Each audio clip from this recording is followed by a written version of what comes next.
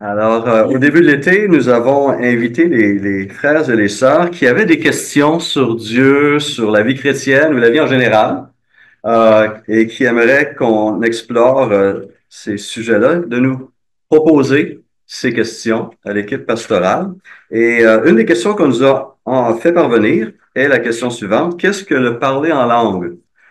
Qu'est-ce que ce phénomène? Qu'est-ce que la Bible a à nous dire sur le sujet? Alors ce soir, on va commencer notre étude sur ce sujet du parler en langue, un phénomène qui euh, est apparu dans les temps modernes au tout début du 20e siècle, en 1906, si ma mémoire est bonne, lors d'une réunion dans une église de Chicago sur la rue Azusa.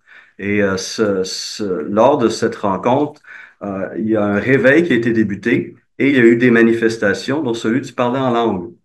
Et ce mouvement-là s'est étendu et de ce mouvement-là est né les églises de Pentecôte et entre autres avec un accent sur les ministères de l'Esprit et sur certaines des manifestations de l'Esprit.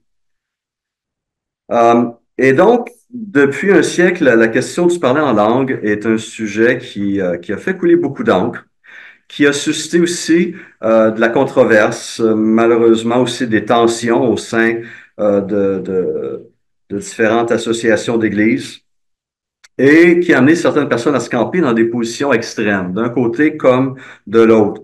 Pour certains, a été présenté comme l'un des dons les plus estimables et les plus édifiants qu'on puisse avoir, alors que d'autres y voient le signe d'une influence démoniaque. Donc vraiment, là, on a les deux extrêmes possibles. Alors, on doit être prudent de ne pas surestimer ou mépriser non plus ce qu'on appelle le don du parler en langue. Mais on est conscient qu'il y a beaucoup de questions qui sont là et les lectures qu'on fait varient beaucoup.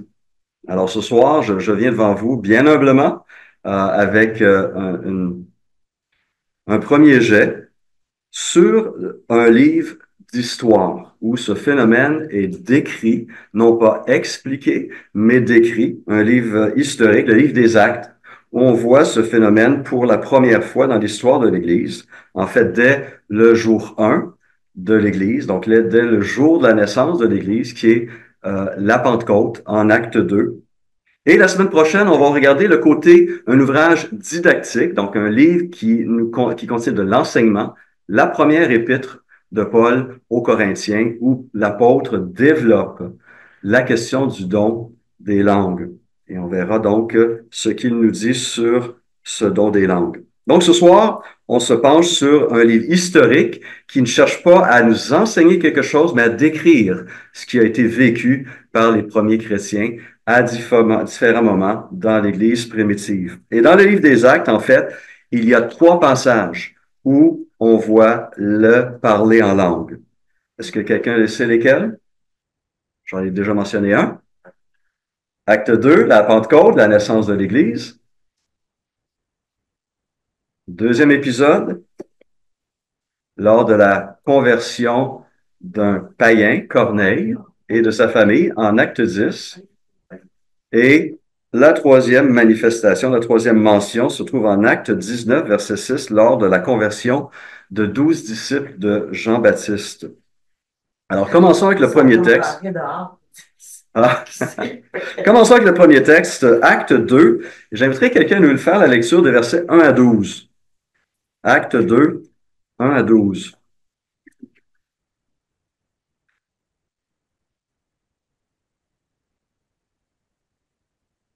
Premier qu'il trouve peut commencer pour nous. Je peux le faire. Alors, quand le jour de la Pentecôte arriva, ils étaient tous ensemble au même endroit. Tout à coup, il vint du ciel un bruit comme celui d'un vent violent qui remplit toute la maison où ils étaient assis. Des langues qui semblaient de feu leur apparurent, séparées les unes des autres, et elles se posèrent sur chacun d'eux. Ils furent tous remplis du Saint-Esprit et se mirent à parler en d'autres langues, comme l'Esprit leur donnait de s'exprimer. Or, il y avait en séjour à Jérusalem des Juifs, hommes pieux, venus de toutes les nations qui sont sous le ciel. À ce bruit, Ils accoururent en foule, et ils furent stupéfaits parce que chacun les entendait parler dans sa propre langue.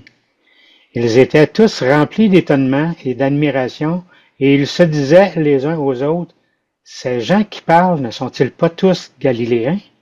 Comment se fait-il donc que nous les entendions chacun dans notre propre langue, notre langue maternelle? Parthes, Mèdes, Élamites, habitants de la Mésopotamie, de la Judée, de la Cappadoce, du Pont, de l'Asie, de la Phrygie, de la Pamphylie, de l'Égypte, du territoire de la Libye voisine de Cyrène et résidents venus de Rome, juifs de naissance ou par conversion, Crétois et Arabes, nous les entendons parler dans notre langue des merveilles de Dieu. Tous remplis d'étonnement et ne sachant que penser, ils se disaient les uns aux autres, qu'est-ce que cela veut dire? Qu'est-ce que cela veut dire, en effet? Alors, qu'est-ce qu'on constate? Qu'est-ce qu'on constate ici dans ce texte où on retrouve cette première manifestation du parler en langue? Alors, qui Ben, parle en langue? Oui, Alain? il y avait beaucoup de monde, il y avait beaucoup de pays représentés, franchement, là, je ne m'avais pas imaginé qu'il y en avait autant. Oui, une Mais quinzaine des pèlerins, en quelque sorte, n'est-ce pas, qui venaient en tout cas, d'une quinzaine de régions qui représentaient là, ces différentes régions de l'Empire romain, où il y avait très probablement des colonies juives présentes, et ces Juifs se retrouvaient à Jérusalem pour une des trois grandes fêtes juives, la Pentecôte, qui est devenue une fête chrétienne. Hein, la Pentecôte était une fête de moisson. Et dans la période qu'on appelle intertestamentaire, c'était reconnu aussi associé au don de la loi au mont Sinaï. Et avec ce jour, la promesse du don de l'Esprit faite par Jésus s'est réalisée. Et avec la venue de l'Esprit est venue aussi la naissance, a marqué la naissance de la nouvelle communauté en Jésus-Christ, l'Église. OK, merci Alain. Quoi d'autre on constate? Il y avait du feu. Donc, il y a trois manifestations qu'on peut reconnaître ici. La venue de l'Esprit s'est manifestée de trois façons. Lesquelles? Lesquelles? par des langues de feu, Langue de feu, un bruit comme un vent violent, Bon, impétueux. impétueux. C'était pas un ouragan, mais c'était fort. C'était bruyant. Et Et là, les langues. Trois phénomènes qui ont témoigné de la venue et la présence de l'Esprit. Mais Luc va mettre l'accent et la foule semble être particulièrement touchée par le troisième signe, le parlant en langue, dans ces différentes langues. Qu'est-ce qu'on voit d'autre encore dans ce texte? Voilà, tous ceux qui étaient rassemblés, ce qu'ils sont en train de dire, ils ont accouru lorsqu'ils ont entendu le vent. Parce qu'on dit qu'ils étaient en train de prier dans une salle et tout, il y a eu le vent, les gens ont accouru et quand ils ont vu les disciples parler, bon, chacun reconnaissait une langue maternelle propre à eux, que les disciples étaient en train de parler. Oui. Et d'où ils se posaient la question, mais ce sont des Galiléens, comment ça se fait qu'ils comprennent nos langues, on les entend vraiment parler nos langues et tout. Ah, ouais. Alors là, c'est un bon point. Merci. Quel est le phénomène ici? Est-ce que c'est un miracle au niveau d'un parler ou d'une audition, au niveau des oreilles des personnes? Moi, je pense que c'est au niveau de l'audition parce que, euh, oui, en fait, je sais pas comment est-ce que je peux l'expliquer. C'est-à-dire qu'on est là rassemblés, je parle en ma langue, toi tu comprends, telle personne comprend, telle personne comprend, autre personne. Ça veut dire que je me dis que c'est au niveau de l'audition. Parce que c'est vrai, dès que le Saint-Esprit ça, le saisissait, et subitement il se mettait à parler, et chacun parlait en sa langue, l'autre écoutait. Donc, je vois, c'est le mystère là-bas pour moi. OK. Alors, certains voient ça comme ça. Mais si on regarde le verset 4, qu'est-ce que le verset 4 nous apprend? Quelqu'un voudrait nous le relire, le verset 4? ils furent tous remplis du Saint-Esprit et se mirent à parler en d'autres langues, selon que l'Esprit leur donnait de s'exprimer. Alors ici, il fait référence aux 120 qui étaient réunis dans la chambre haute, n'est-ce pas? Ces 120, que font-ils? C'est eux qui se mirent à parler, comment? En d'autres langues. Donc ici, le phénomène est décrit comme étant une capacité de parler une autre langue que leur langue à eux. C'est pas simplement un miracle des gens qui entendent. Quelqu'un qui prie, par exemple, qui loue en français, puis quelqu'un qui est de la Chine qui entend en chinois. C'est pas ce phénomène-là ici qui semble être décrit selon le verset 4. C'est les personnes qui parlent qui avaient cette capacité surnaturelle de parler une autre langue, et on en a identifié une quinzaine dans la suite, des pèlerins d'une quinzaine de régions différentes qui entendaient ces apôtres et ces disciples réunis louer, parler dans ces différentes langues-là. La question que je voulais poser, est-ce que ça veut dire qu'ils étaient en train de parler? C'est comme si connaissaient la langue déjà, en fait. Je le dis. Non, non, clairement, c'est ça le phénomène. On le verra un petit peu plus tard aussi dans 1 Corinthiens, mais ce sont des Galiléens qui étaient là, n'est-ce pas? C'est les disciples de la Judée et la Galilée qui étaient réunis à Jérusalem et qui ne parlaient pas ces autres langues. Et c'est ça la chose qui surprenait les gens.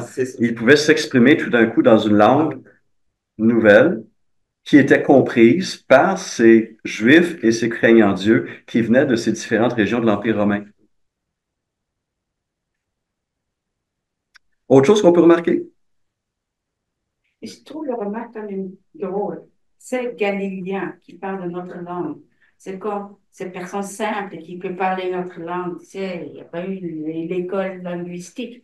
Comment ça se fait? C'est vraiment étonné. C'est comme au marché du Québec ici et tout le monde parle dans vos langues, là, vos dialectes. Et Exact. tu dis comme, qu'est-ce qui se passe? C'est ça, exact. Ouais. Les Galiléens avaient une mauvaise réputation, étaient vus comme des gens incultes, sans éducation, et ils avaient un accent que les Judéens pouvaient reconnaître, qu'on les traitait un peu comme des provinciaux, là, pas trop, un peu rustres.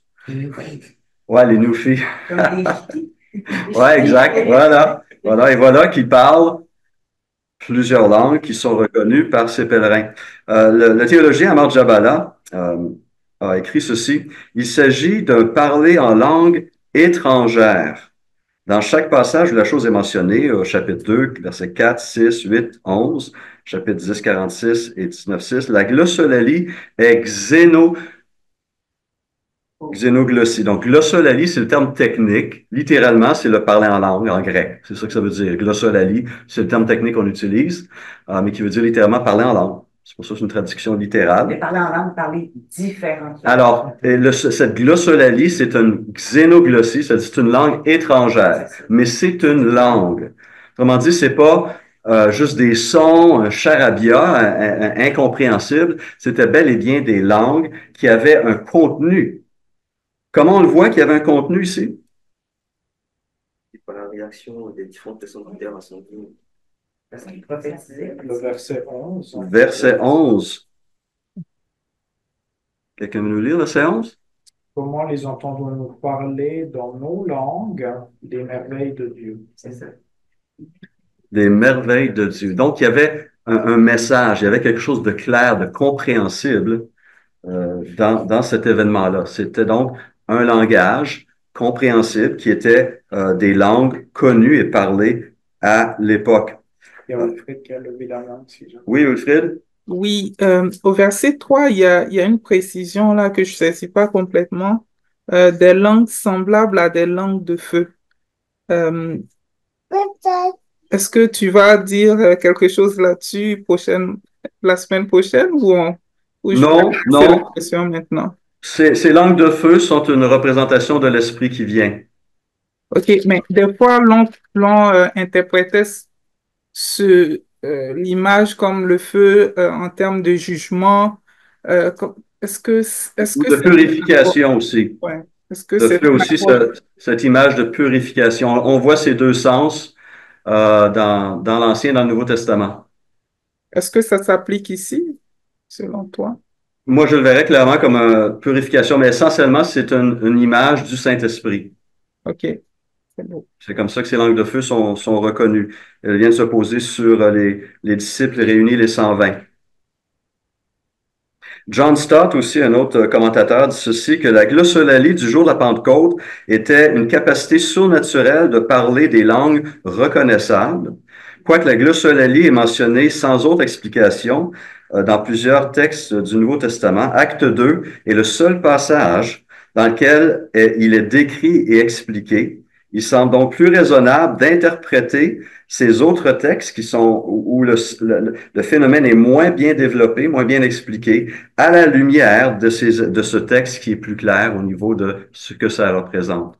Donc, si on est d'accord avec ça, et c'est pas tout le monde qui l'est, mais si on est d'accord, on va comprendre les autres phénomènes qui se manifestent plus tard comme un phénomène similaire à celui d'acte 2, donc des langues connues, des langues. Donc, pas juste des sons, des bruits qui n'ont pas de sens, mais qui obtiennent un sens par une traduction, mais un langage, un discours qui a du sens dans une langue humaine. Quelqu'un a vu aussi dans ce phénomène-là un petit élément intéressant comme le renversement de la malédiction de Babel. Si on se rappelle, en Genèse, les hommes qui avaient reçu l'ordre de Dieu de remplir la terre ont décidé de rester à Babel et de se construire une tour qui allait les glorifier eux, qui allait monter jusqu'au ciel, n'est-ce pas?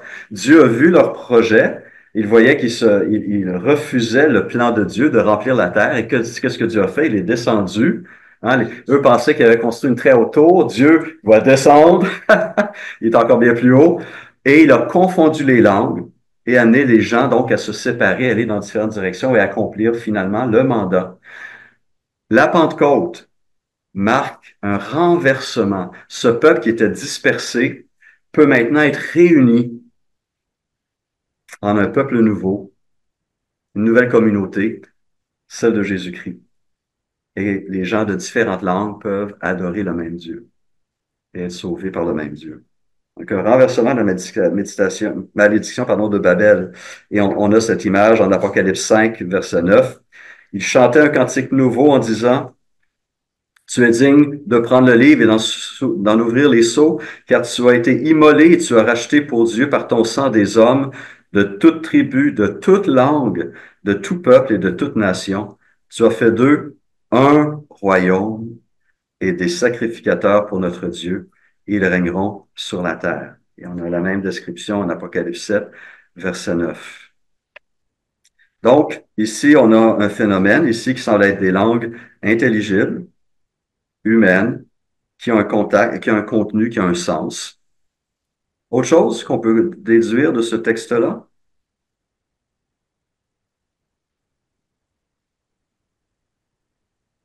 C'est à l'initiative de Dieu que ces 120 peuvent parler en langue. C'est l'Esprit qui leur donne de pouvoir s'exprimer dans ces langues-là. C'est pas quelque chose qu'ils ont demandé ou qu'ils ont recherché. C'est une action souveraine et nouvelle de l'Esprit. Ça, c'est un point important à garder en tête. Et par la suite, dans ce même chapitre, qu'est-ce qui se passe? Après ces manifestations-là, une foule de milliers de personnes qui accourent. Il semblerait que le groupe, certains pensent, s'est déplacé de la chambre haute vers le temple pour pouvoir accueillir autant de gens. Et Pierre, en ce moment-là, s'est levé, s'est mis à prêcher. Premier sermon chrétien qui a un impact spirituel incroyable. Pourquoi? 3000 personnes font profession de foi en ce premier jour de naissance de l'Église. Mais le phénomène n'est pas reproduit, notons-le, chez ces 3000 personnes. Il n'y a pas à nouveau des flammes de feu qui tombent sur ces 3000 et il n'y a pas un nouveau parler en langue qui se manifeste chez ces 3000 personnes. Pierre vient, parle probablement qui était l'araméen ou le grec, s'adresse à cette foule, prêche l'évangile de Jésus-Christ, 3000 personnes répondent et ce jour-là, ils sont baptisés et la communauté de Dieu vient de grandir d'une manière incroyable, spontanément. Donc, tu veux dire que le parler en langue est maintenant mort? Non, j'ai pas dit ça. J'ai pas dit ça. J'ai dit. Je sais. Qu'est-ce que j'ai dit? J'ai dit ce phénomène n'a pas touché les 3120 personnes, mais seulement les premiers 120 qui étaient réunis dans la tente, dans la chambre haute, pour l'accomplissement de la promesse du don de l'Esprit. C'est une constatation ici qu'on peut faire selon ce texte-là. Excuse-moi, chérie. C'est correct. Je te pardonne, chérie. Est-ce qu'il y a d'autres choses qu'on peut voir ici? Avant qu'on ait un prochain texte? Non? Allons dans le deuxième épisode, en Actes chapitre 10 et chapitre 11. On va aller au chapitre 10. Le contexte, Pierre est à Césarée et pas à Césarée, à Jaffa, pardon. Et pendant qu'il est à Jaffa, un, un homme, un païen, dénommé Corneille, un officier dans la troupe romaine appelée cohorte italienne, à Acte 10, verset 1er, était un homme pieux, craignant Dieu avec toute sa maison, donnait beaucoup d'argent au peuple et ne cessait de prier Dieu. Et qu'est-ce qu'il arrive au moment de la prière, à la troisième heure, à 3 heures de l'après-midi? Il a une vision, un ange qui lui apparaît et qui l'ordonne d'envoyer chercher un dénommé Pierre à Jaffa, qui a un message important à lui transmettre. Et pendant que Corneille a cette vision, Pierre lui-même a une vision à Jaffa. Alors qu'il est sur le toit de son hôte, il a une vision d'une toile qui descend remplie d'animaux impurs et une voix qui dit « Tue et mange ». Pierre refuse, j'ai jamais mangé un animal impur, Seigneur, je ne vais pas faire ça. Et l'ordre est répété une deuxième et une troisième fois. Il ne comprend pas trop qu'est-ce qui se passe et pendant qu'il se questionne, 3 hommes arrivent, des soldats, des envoyés de Corneille arrivent et demandent Pierre et l'invitent à se joindre à eux et se rendre à Césarée. Pierre accepte, se rend là-bas, et lorsqu'il rentre chez Corneille, une foule l'attend, la famille de Corneille, la maisonnée de Corneille et des amis de Corneille. Et Corneille dit, bien, répète, j'ai une vision, on m'a dit d'aller te chercher, qu'est-ce que tu dois nous dire? Et Pierre, conscient que Dieu est en train de faire quelque chose ici, n'est-ce pas? Il voit la main de Dieu dans cette vision, il se retrouve chez ce païen qui a une vision de Dieu, qui l'appelle à aller chercher, se met à prêcher l'Évangile. Et qu'est-ce qui se passe? Chapitre 10, verset 44 à 48. Qui veut nous lire ce texte? Acte 10, verset 44 à 48. Comme Pierre prononçait encore ces mots, le Saint-Esprit descendit sur tous ceux qui écoutaient la parole.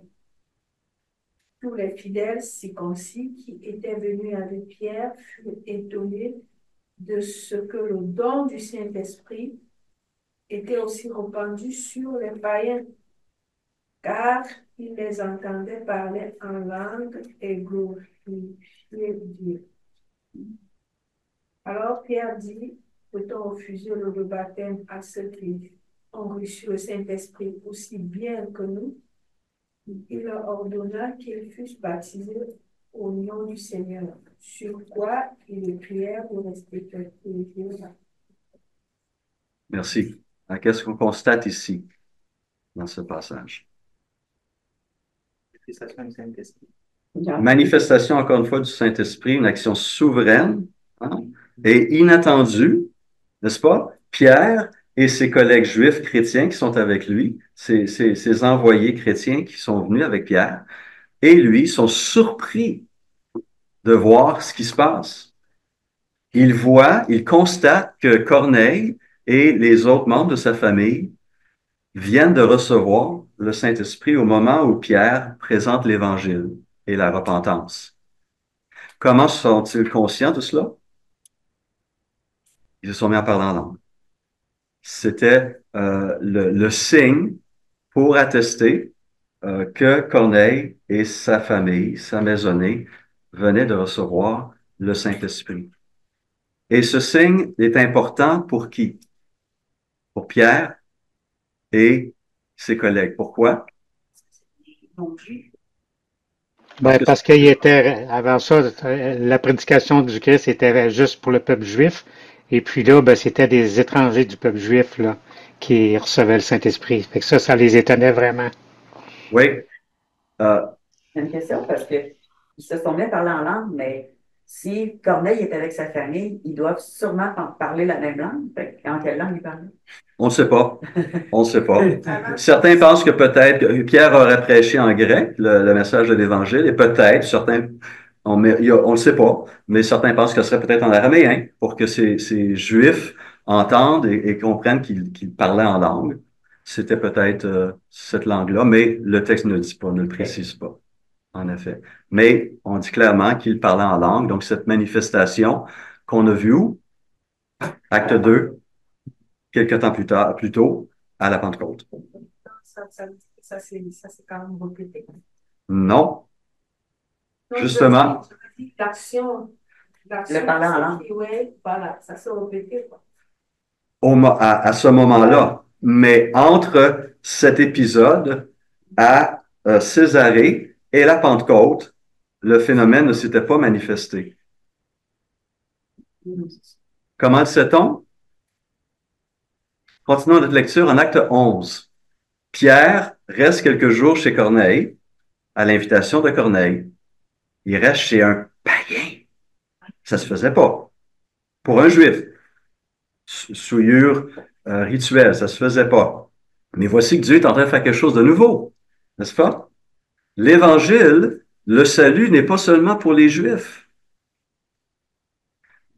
Et c'est là ici que ce signe est important pour Pierre et ses collègues juifs. Ils ne s'attendaient pas à cela. Ils étaient surpris de voir que l'Esprit n'était pas seulement pour les Juifs qui devenaient croyants en Jésus-Christ, mais il était aussi pour les païens sans autre condition. Pas besoin de se faire circoncire, pas besoin de suivre la loi de Moïse.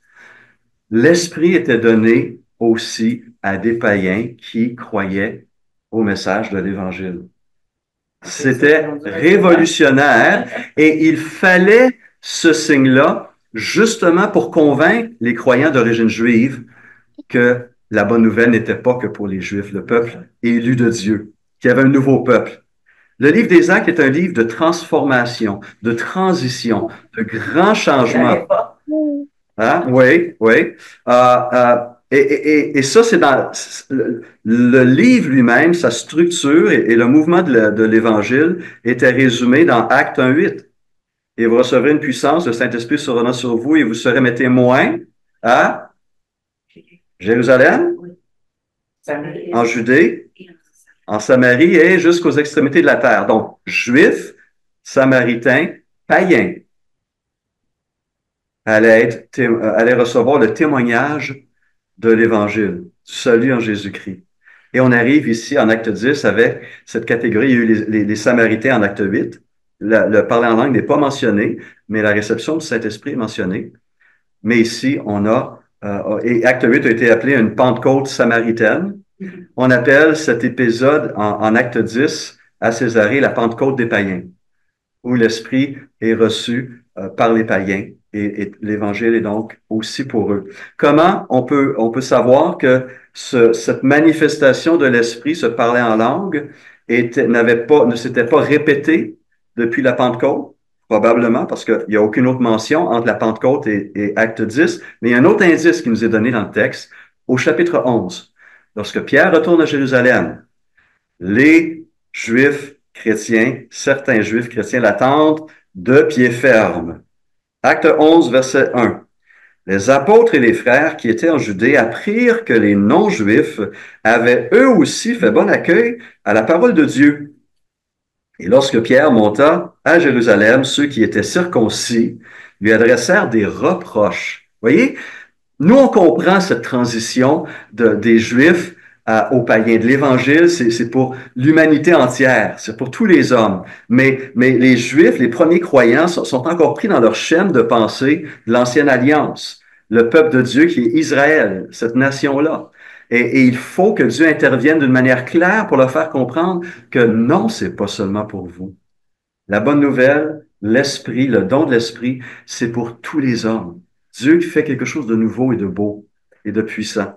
Et il doit convaincre ces croyants-là pour ne pas créer une division dans le corps de Christ. Pas de créer le risque d'avoir une église juive, une église samaritaine, puis une église païenne. Non, il y a un seul corps, une seule église, composée d'hommes de toute tribu et de toute langue. Il fallait l'intervention de l'Esprit compte tenu de la résistance et des concepts juifs de l'époque. Et on le voit, Pierre est surpris, ses collègues avec lui sont surpris, et quand il retourne à Jérusalem, on lui tape dessus parce que il a été chez un païen. Oui, Odile. Je pense que ça c'est cette action-là ou alors cet acte de la manifestation du Saint-Esprit, est-ce que ça se limiterait seulement à l'époque? Parce que de nos jours aussi, il y a encore des gens très, très païens. Oui, oui. Donc, On va, ça ne serait pas aussi, je veux dire, cette action ne se manifesterait pas encore de nos jours. alors, c'est là qu'on va voir le don du parler en langue. Euh, Qu'est-ce que c'est? On verra ça un peu plus en détail la semaine prochaine en regardant Acte 12 et Acte 14 où c'est développé. Je vous invite à lire les chapitres 12 à 14 d'un Corinthien pour la semaine prochaine et de noter vos réponses. On reviendra et on regardera comment ce don s'est manifesté dans l'Église de Corinthe et qu'est-ce que Paul en dit, comment ce don doit être utilisé. Il y a des mises en garde. En fait, Paul veut mettre les freins un petit peu par rapport au phénomène qu'il voit à Corinthe. Et on va voir s'il y a des parallèles pour nous aujourd'hui. Mais dans le livre des Actes, le parler en langue semble clairement un signe qui indique l'action de l'Esprit sur une nouvelle catégorie de personnes, en quelque sorte. Les Juifs d'abord, Acte 2. Les Samaritains, c'est pas mentionné, mais les Samaritains ont aussi reçu le Saint-Esprit. Et c'est une transition importante pour l'Évangile, au-delà du peuple juif. Et on a ici maintenant cette troisième et dernière catégorie des hommes, qui étaient les païens. Oui, Yves? Donc, c'est quelque chose de ponctuel. Dans le livre des Actes, inspiré par le Saint-Esprit pour une raison précise. Dans le livre des Actes, c'est comme ça que ça nous est présenté. C'est pas à tout vent ou... exact. C'est pas un phénomène qui doit se manifester à la conversion de toute personne. C'est de là que vient ce qu'ils prétendent, tu sais, que bon, ça nous prend un deuxième baptême. Exactement. C'est de là que ça vient. Exactement. On va répondre à cette interrogation-là. Nos frères en Christ enseignent que le baptême du Saint-Esprit est une deuxième expérience que doit vivre un chrétien et que la preuve que cette deuxième expérience a été vécue, c'est un parler en langue de la part de cette personne-là. En fait, laissez-moi vous lire, en un petit instant, ce qui est un extrait de la déclaration de foi des Assemblées de Pentecôte du Québec. Voici leur déclaration de foi sur le Saint-Esprit, que je vais essayer de retrouver dans mes notes. C'est ceci. Le baptême du Saint-Esprit est une expérience dans laquelle le croyant cède le contrôle de sa personne au Saint-Esprit. Il en vient ainsi à connaître Christ de façon plus intime et il reçoit la capacité de témoigner et de croître spirituellement. Les croyants devraient rechercher diligemment le baptême du Saint-Esprit conformément au commandement de notre Seigneur Jésus-Christ. Il cite Luc 24 et Acte 1, versets 4 et 8, qui ne parlent pas du baptême du Saint-Esprit.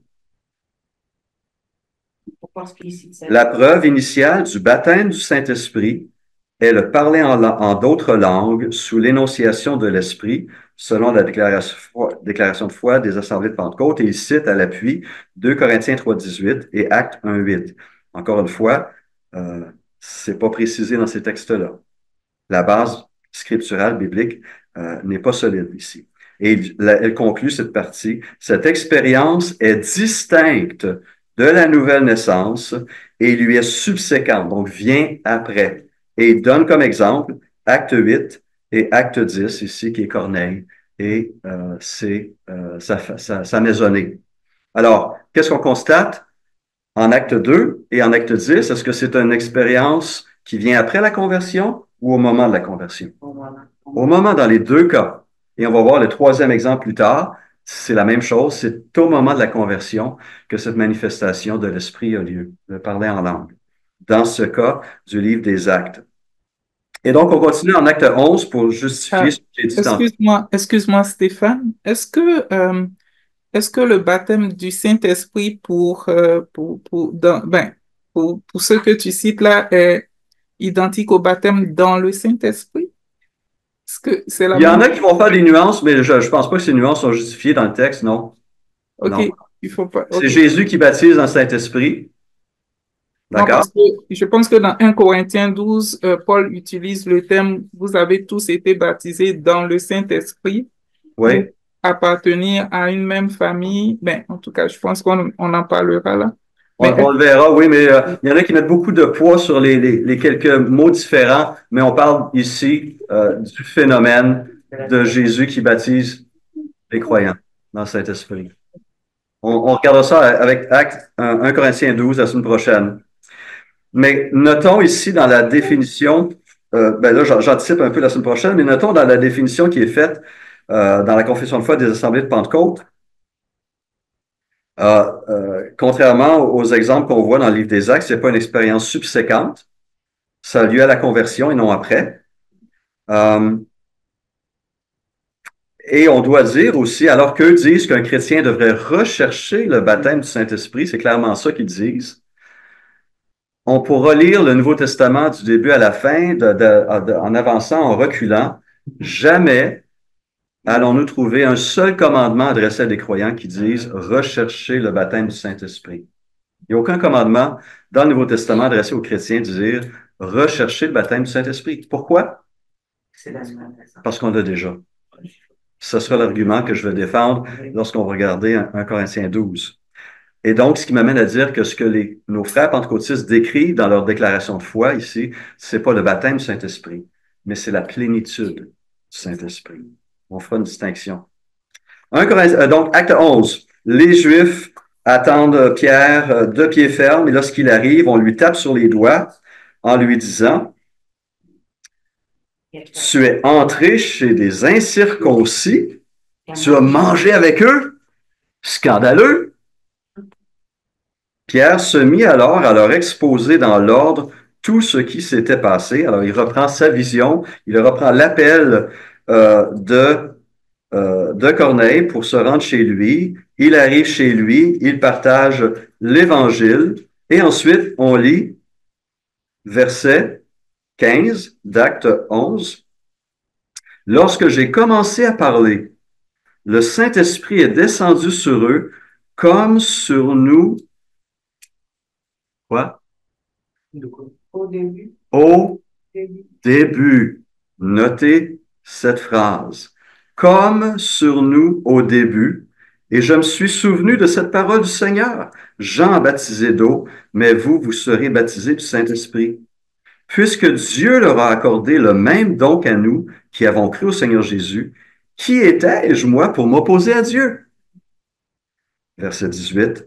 Après avoir entendu cela, ils se calmèrent, ouf, et se mirent à célébrer la gloire de Dieu en disant, Dieu a donc aussi accordé aux non-juifs la possibilité de changer d'attitude et d'avoir la vie? Wow! Voyez, c'était un concept nouveau et il fallait une intervention souveraine, inattendue de l'Esprit pour confirmer que l'Évangile, que la vie nouvelle, que l'Esprit n'était pas seulement pour les Juifs, mais aussi pour les païens. Donc, c'était une intervention, dans ce cas-ci, encore une fois, souveraine de l'Esprit, qui n'avait pas été demandée, qui n'avait pas été recherchée, qui était inattendue, mais qui a été un témoignage pour les croyants d'origine juive. Alfred Kuhn dit ceci sur ce texte 11-15. Puisque Pierre indique comme seul parallèle la Pentecôte, n'est-ce pas? Il dit au verset 15, lorsque j'ai commencé à parler, le Saint-Esprit est descendu sur eux comme sur nous quand? Au début. Et il dit, je me suis rappelé de la promesse. Donc, il fait référence à quoi? À la Pentecôte. Pas à quelque chose qui était régulier à chaque fois qu'il y avait des conversions depuis. Non, non. Il fait référence à un événement que lui a vécu en acte 2 seulement, lorsque l'Esprit est venu pour la toute première fois sur les Juifs, comme il vient ici pour la toute première fois sur les païens. OK? Donc, puisque Pierre indique comme seul parallèle la Pentecôte, on peut en conclure qu'il n'en connaît pas d'autre et que pour lui, ce qui s'est passé à Césarée était une sorte de nouvelle Pentecôte. Sa remarque n'a plus aucun sens s'il parlait en langue avait été l'expérience habituelle et générale. La Bible Sommeur a une note qui dit la même chose. Pierre lit explicitement l'action de l'Esprit chez Corneille à l'effusion de l'Esprit lors de la Pentecôte, ce qui suggère qu'il y discerne une nouvelle étape dans la formation du peuple de l'Esprit. Et donc, il permet quelque chose de merveilleux en Christ, la réconciliation de deux peuples, les Juifs et les païens, alors qu'il y avait cette division très claire. Paul va parler de cette réconciliation apportée par l'Évangile en Éphésiens 2, versets 11 à 19, n'est-ce pas? Qui montre l'importance de cette réconciliation de ces deux groupes humains, juifs et païens. Il dit ceci, Éphésiens 2, 11. Il s'adresse donc ici à des chrétiens d'origine païenne.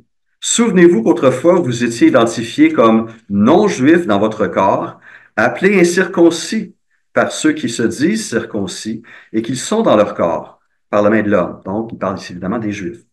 Souvenez-vous qu'à ce moment-là, vous étiez sans Messie, exclus du droit de cité en Israël, étrangers aux alliances de la promesse, sans espérance et sans Dieu dans le monde.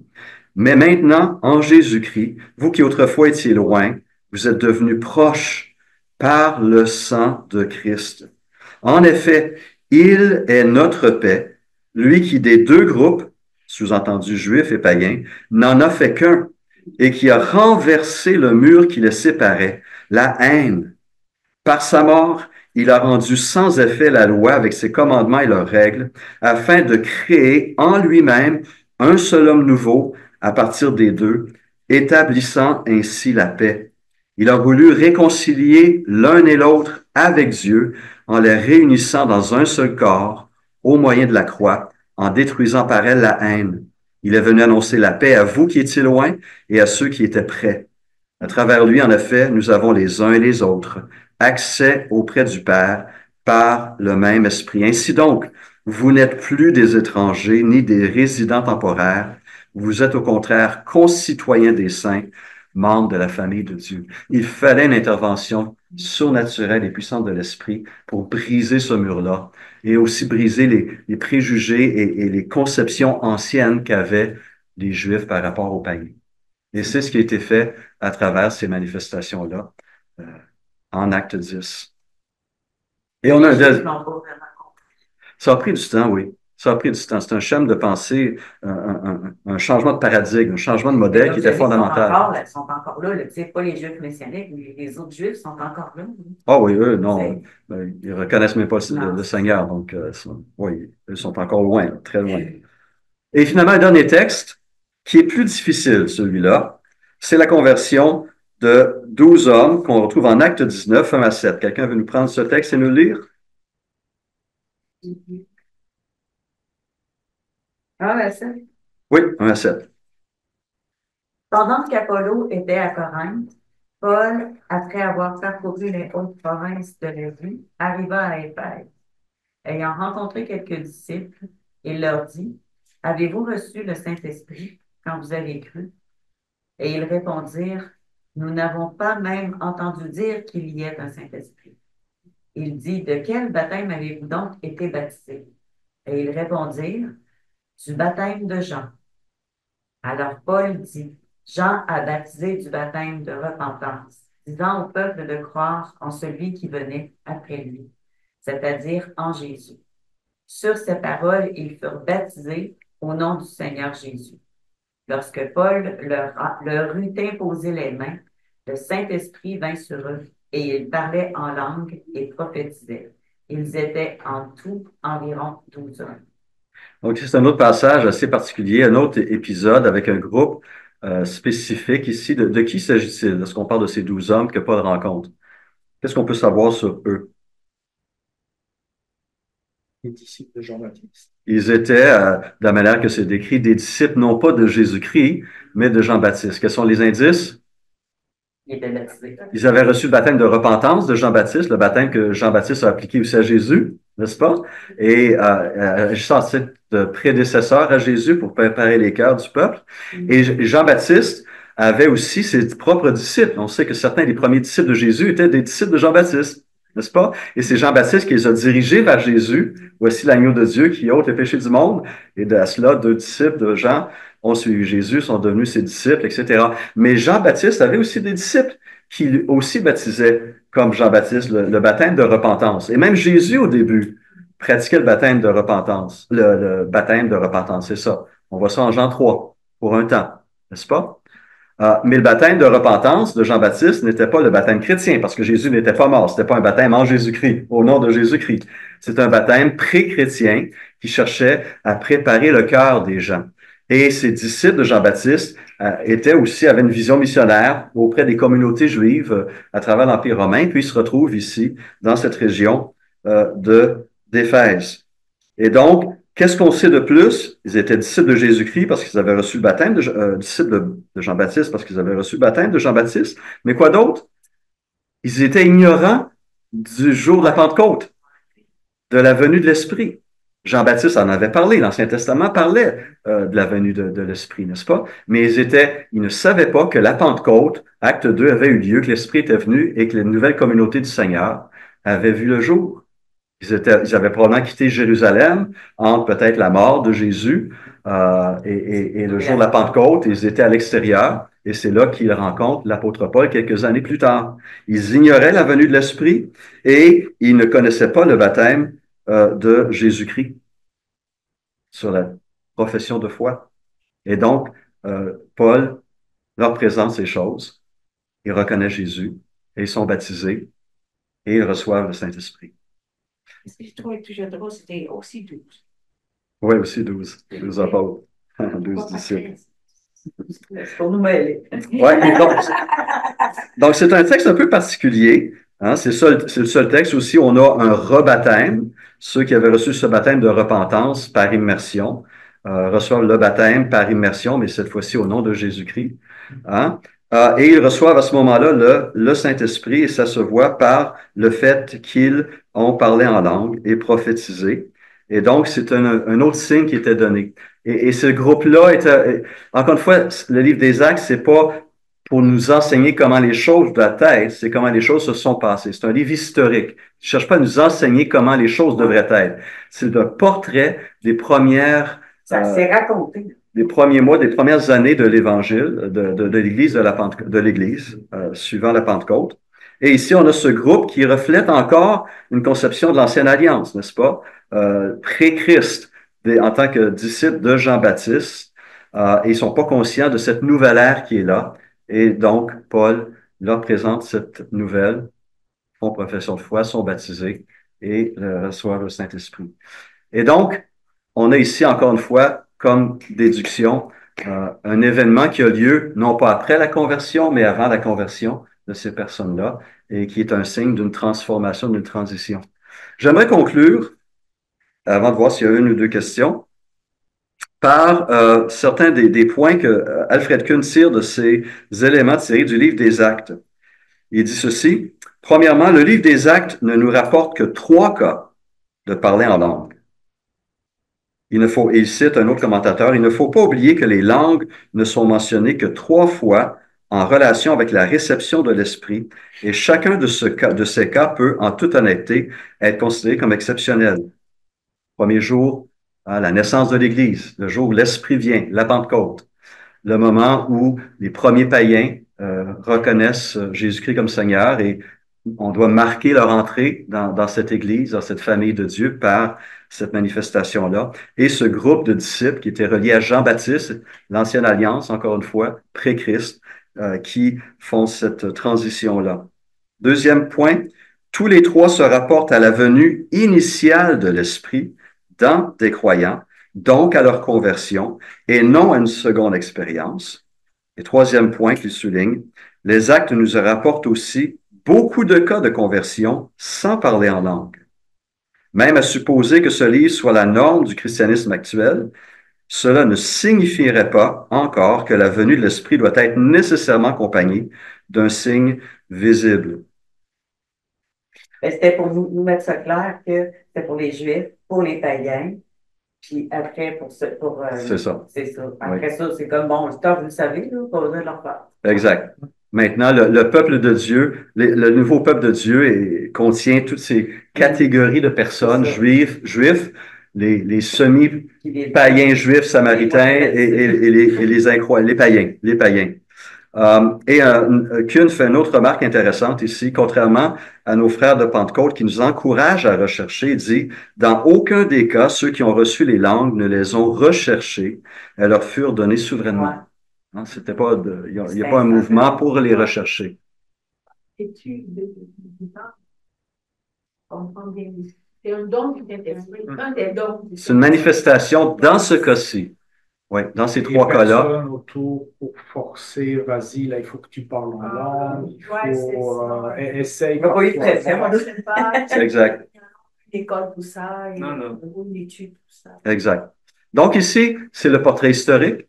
C'est pas l'enseignement, c'est pas la vie d'église normale qu'on constate, c'est les débuts de l'église. Chez les Juifs à la Pentecôte, chez les païens ensuite, avec Corneille et ce petit groupe un peu particulier des disciples de Jean-Baptiste. C'est Ouais, le j'aime portrait. voir les disciples de Jean-Baptiste un petit peu comme coincés entre différents moments, tu sais, dans l'articulation. Ils sont plus tout à fait dans l'ancienne alliance parce qu'ils ont quand même compris qu'il y a quelque chose qui arrive et qu'ils sont en anticipation parce qu'ils disent le baptême purifie des péchés alors que le juif doit aller au temple et se sacrifier pour ça. Hein, donc ils sont dans cette transition. Donc ils étaient un petit peu coincés. Donc pour eux, ben, ils reçoivent aussi quelque chose qui les associe pleinement à l'Église. Exact. C'est clair. Et donc, le livre des Actes, c'est l'histoire et c'est l'histoire de la transition entre l'ancienne et la nouvelle alliance, entre le peuple d'Israël et le nouveau peuple en Christ, c'est pas entre la loi et l'esprit. C'est cette transition qu'on constate et elle se complète progressivement et l'histoire va se poursuivre ensuite par l'Évangile qui va continuer à être réparti dans le monde païen, chez les Juifs et chez les païens. Oui, Nina? Excusez-moi, est-ce qu'on ne peut pas le dire inclusion de non-juifs? Oui, exact, tout à fait, tout à fait.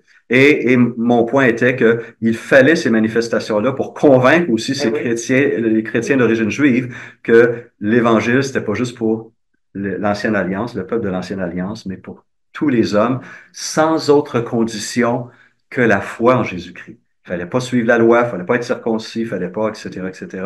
La foi était l'élément déterminant pour faire partie du peuple de Dieu et recevoir le salut en Jésus-Christ. Si ça n'aurait pas été comme ça, s'il n'avait pas fait ça, ben, ce serait comme aujourd'hui. On n'est pas capable de différencier un vrai chrétien d'un faux chrétien. Aujourd'hui, là, tu sais, je disais qu'il y a beaucoup de monde qui se disent chrétiens, mais ils n'ont pas les fruits, tu sais, quand on regarde les fruits et tout ça. Fait que c'est très difficile de dire, de regarder quelqu'un et d'être sûr qu'il est né de nouveau, à part que s'il y a beaucoup, beaucoup de fruits. Parce qu'il y en a qui ont moins de fruits. Fait qu'on, tu sais, il serait pogné comme ça, là, fait qu'il n'y aurait pas de preuve, dans le fond. Alors, c'est pour ça que nous, on parle de croyants, mais dans une déclaration de foi, souvent, on parle plutôt de professants. Essentiellement, pour accueillir des membres de l'Église, il faut que ce soit quelqu'un qui professe sa foi en Jésus-Christ. Mais encore une fois, on ne peut pas lire les cœurs. Seul Dieu lit les cœurs. Et on n'a pas cette assurance. Hein, comme on ne l'a pas écrit dans le front. Exactement. Vraiment né de nouveau. Et Jean va faire référence, par exemple, à des personnes qui ont sorti de l'Église pour prouver qu'ils n'étaient pas des nôtres, finalement, mais s'ils avaient cheminé pour un temps. Hein, ils se sont retirés parce que finalement, il n'y avait pas cette vie en eux.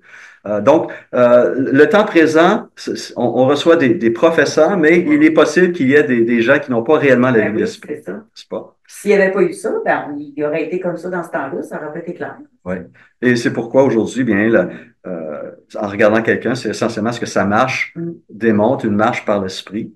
Hein, l'obéissance, les fruits de l'esprit, une puissance dans le service, etc., etc. Ce sont des éléments qu'on a pour... oui. Moi, j'essaie de me mettre dans le pot. Hein, et je me disais, si tu t'es enseigné toute ta vie que les Samaritains et tout ça, c'est le mauvais monde, là, et maintenant, ils ont le même accès à la grâce que eux. Samaritains, là, tout ça. Ouais. Et après ça, pas seulement ça, là, tu dois l'accepter, les embrasser comme tes frères et sœurs, mais en plus, tu n'as plus besoin d'aller au temple pour faire la purification. Je pense ici, là, c'est la... Et je peux aussi mieux comprendre parfois des catholiques très fervents. Quand ils acceptent Christ, qu'ils ont des problèmes, ou ceux qui veulent pas, ça peut être musulman, ça peut être n'importe qui, parce que donc, l'identité est quand même dans la culture pas spirituelle, juive, mais aussi côté spirituel. Là. Je veux dire, tout est lié. Alors, je peux comprendre qu'aujourd'hui, quand tu demandes à quelqu'un, OK, je suis musulman, j'accepte Christ, mais tu dois aller dans une maison de Père, là, et Exact. ses frères et sœurs qui vont voir que tu manges du porc. Mais on va voir que ce changement de pensée chez les chrétiens juifs a pris du temps. Oui. Et même Pierre, qui a vécu ces choses-là plus tard, hein, rappelons-nous l'épisode en Galates 1 où Paul dit qu'il a dû reprendre Pierre en public. Parce que lorsque Pierre était avec Paul, je crois que c'était Antioche, si ma mémoire est bonne, Pierre fréquentait les chrétiens non juifs, allait manger chez eux, mais lorsque des chrétiens juifs de Jérusalem sont venus à Antioche, là, tout d'un coup, il s'est séparé de ces chrétiens païens. Parce que, exactement. Hein. Et on voyait que les chrétiens juifs aussi sont restés attachés aux pratiques jusqu'à la fin du livre des Actes et même jusqu'à la destruction de Jérusalem en l'an 70, continuaient à aller au temple. Ils continuaient à aller au temple. Non, on a fait aussi nous-mêmes dans certains aspects de nos vies. Oui, le légalisme fait partie de nos vies. Aussi, oui. Donc, il y avait un besoin de transformation et la mentalité a pris du temps à changer. Mais le phénomène du parler en langue a été le moyen qui a été donné pour voir cette transition-là et témoigner de l'action souveraine de l'Esprit dans la création d'un peuple nouveau composé de Juifs et de païens. Donc, je crois que c'est des conclusions qu'on peut tirer des 3 manifestations historiques dans le livre des Actes. Et donc, je conclus la semaine prochaine. Acte 1 Corinthiens 12 à 14. On va voir maintenant dans l'Église, est-ce que c'est le même phénomène? Est-ce que c'est un autre phénomène? Comment ça a été vécu? Quelles sont les directives qui sont données? Qu'est-ce qu'on peut en comprendre? On va faire ça en une session. Dieu voulant. C'est bon? Juste un instant. Juste un instant, Raphaël, c'est ça. Nina? Mais quand même, parler en langue ici, là, c'était aussi annoncer de bonnes nouvelles. Là. En parlant en langue différente. OK. Alors, on va regarder on va répondre à cette question-là. C'est quoi ce phénomène-là? Ça aussi, ça va être un point que Paul va mentionner clairement dans 1 Corinthiens 14. Clairement. Il y a un doute qui peut demeurer lorsqu'on lit les actes, mais bon, on regarde un peu plus à fond. Prions. Un gros merci. Oui, prions. Vas-y, Raphaël. Raphaël, fais de notre Père pour nous. Notre Père qui es aux cieux, que ton nom soit sanctifié, que ton règne vienne, que ta volonté soit faite sur la terre comme au ciel. Donne-nous aujourd'hui notre pain de ce jour. Pardonne-nous nos offenses, comme nous pardonnons à ceux qui nous ont offensés, et ne soumets pas à la tentation, mais délivre-nous du mal. Amen. Amen. Et Seigneur, on veut te remercier pour ces manifestations de l'Esprit que tu as permis pour donner un signe clair à ces premiers croyants, juifs d'abord et païens ensuite, que tu as formé ce peuple nouveau par ton esprit et que nous t'appartenons et que nous formons tous cette belle même famille en toi. Merci pour les liens de l'esprit. Merci pour la puissance de ton esprit. Merci aussi pour ses dons et son fruit qui agit en nous par ta grâce. Accompagne mes frères et mes sœurs sur le retour et que eux aussi puissent continuer à goûter la manifestation de ton esprit dans leur vie pour le bien de ton peuple dans son ensemble. Amen. Amen. Bon retour à tous et à dimanche.